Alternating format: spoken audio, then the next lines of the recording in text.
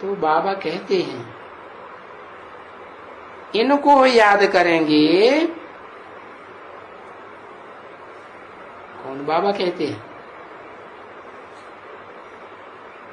ये तो बाबा कहते हैं इनको याद करेंगे तो पापात्मा बनेंगे। कौन बाबा कहते हैं? शिव बाबा कहते हैं इनको, माने बाजू में, जो मेरे बाजू में बैठा है, कौन बैठा है? ब्रह्मा की सोल।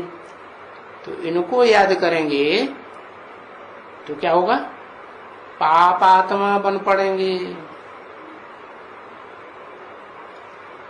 इसका मतलब क्या हुआ है? वो ब्रह्मा कुमार जो हैं किसको याद करते हैं?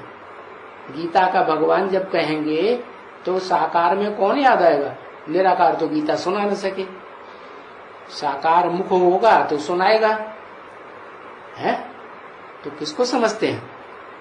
दादा लेखराज के स्वरूप, वर्तमान संगम युगी स्वरूप को, जो ब्रह्मा नामधारी है उसको समझते हैं कि गीता का साकार भगवान है। और बाबा ने क्या कहा? इसको याद करेंगे तो क्या होगा? पापात्मा बनेंगे। तो पापात्मा कैसे बनते हैं? फोटो को याद करते हैं, फोटो को तो रखने के लिए ही मना कर दिया कि ब्रह्मा का फोटो नहीं रखना है। तो ऐसे श्रीमत के बरखिलाफ काम करते हैं तो पापात्मा कैसे बनते हैं? जिसको याद करेंगे वैसे ही बनेंगे। उन्होंने शरीर छोड़ करके सूक्ष्म शरीर धारण किया तो जो उनको याद करते हैं उनका भी क्या हाल होता है? अंतमते सोगते, सूक्ष्म शरीरधारी बनते हैं। और वो ही सूक्ष्म शरीरधारी आत्माएं जो हैं कच्ची रह जाती है, इसलिए उनको सूक्ष्म शरीर मिलता है।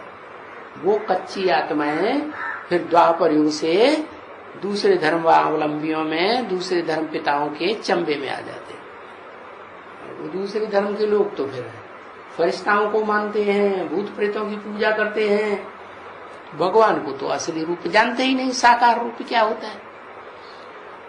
तो वो पापात्माओं की लिस्ट हो गई। द्वापर युग से द्वैतवादी जितने भी आते हैं धर्म पिता, तो उनमें कन्वर्ट हो जाते हैं तो पापात्मा बन गए।